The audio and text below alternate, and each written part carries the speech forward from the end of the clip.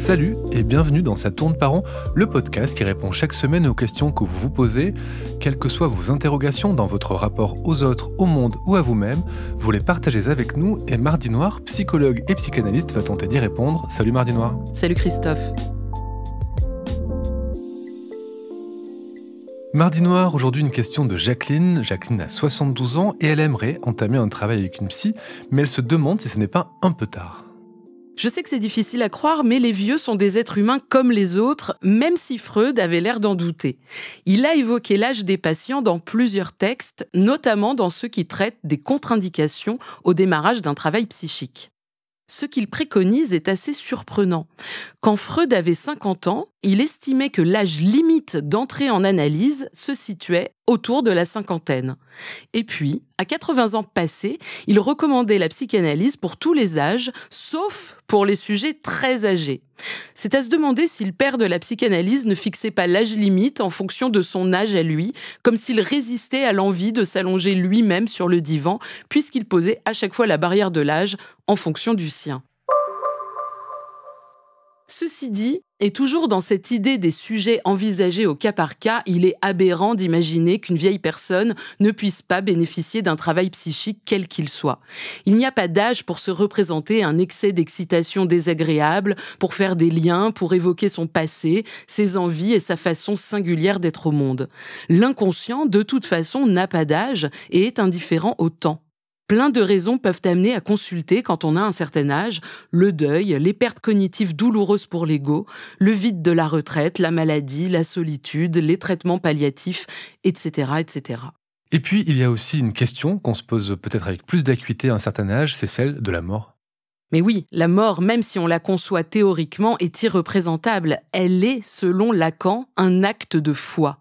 On y croit dur comme fer, on y est obligé, ça soulage de savoir qu'il y a une fin à tout ce merdier, mais en est-on si certain ? Quand Lacan parle d'acte de foi, c'est encore une fois une provocation. Nul n'ignore qu'il va finir par mourir un jour ou l'autre, c'est une certitude basée sur l'expérience des autres, mais notre propre mort, elle, est soumise au doute. Il y a quelque chose qui trahit cette impossible représentation de la mort, c'est le fait qu'en principe, on n'est pas en mesure de la rêver. On se réveille souvent avant de mourir dans le rêve. Je vais vous faire un aveu. Ça m'énervait grandement, cette histoire qu'on ne puisse pas se représenter notre mort. Parfois, je me demande si je ne me suis pas prise comme cobaye. Bref, j'ai fait pendant plusieurs années des rêves où je frôlais toujours la mort, tellement obsédée par cette question que ça revenait en rêve très régulièrement. Jusqu'au jour où j'ai enfin rêvé que je mourais, et comme un pied de nez de mon inconscient, le seul élément du rêve qui m'échappait, c'était le moment de la mort elle-même.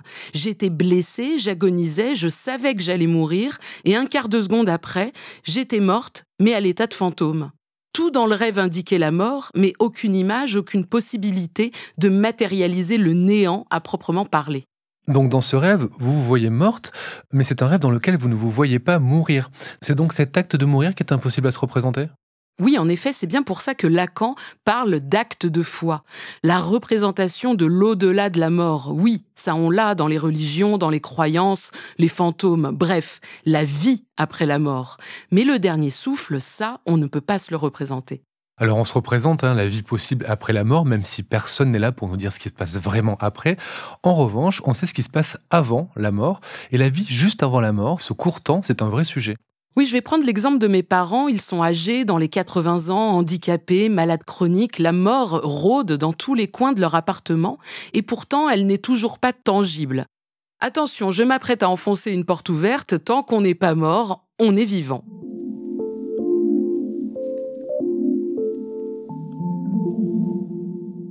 Vivant, certes, mais comme en attente. Il y a chez certains sujets âgés une sorte de sas pré-mortem. Installé dans le canapé, un verre de whisky à la main devant la télé, en bas de contention, il souffle un vent d'aquabond dans le salon.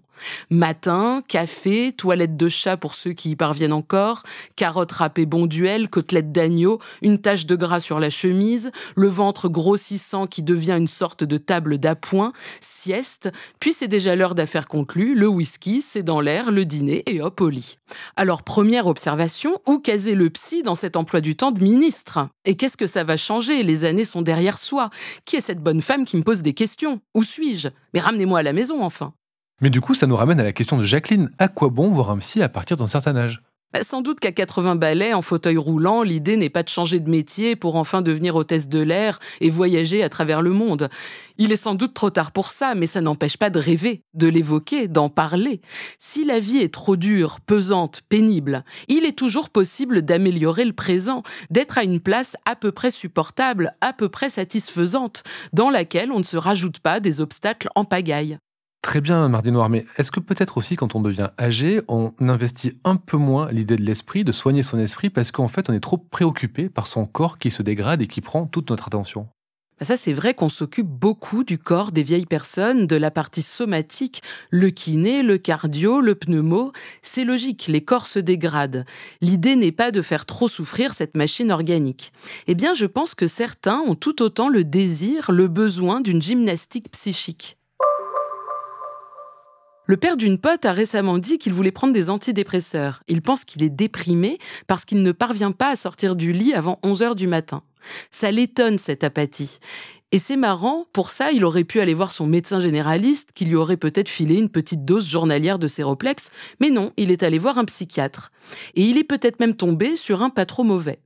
Le psy lui a dit qu'il ne voyait pas bien en quoi il était déprimé, et plutôt que de lui filer des médicaments, il lui a proposé de revenir lui parler. C'est pas idiot.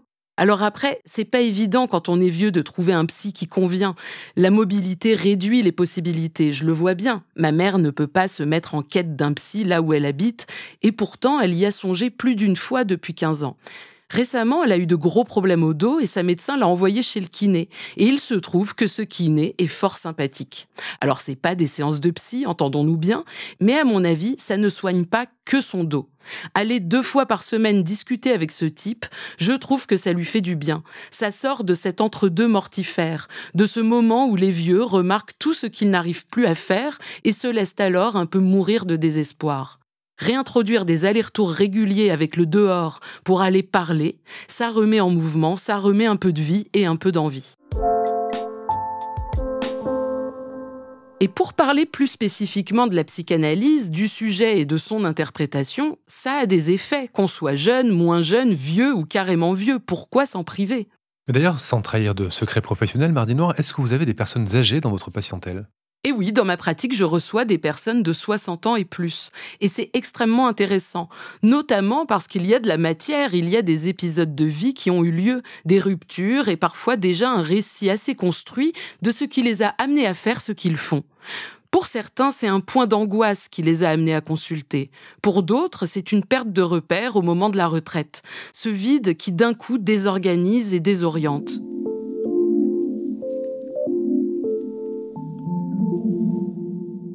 Revenir alors sur sa vie, sur son enfance et ses vicissitudes, ça éclaire d'une lumière nouvelle un présent qui, au moment de la prise de rendez-vous, se pose en énigme ou en question. Eh bien, Jacqueline, vous avez votre réponse, n'hésitez pas à consulter. Merci, Mardi Noir, et à la semaine prochaine. Ça tourne par rond est un podcast de Mardi Noir produit par Slate Podcast. Direction éditoriale Christophe Caron, production éditoriale Christophe Caron et Nina Pareja, prise de son Nina Pareja, montage et réalisation Aurélie Rodriguez. La musique est signée Sable Blanc.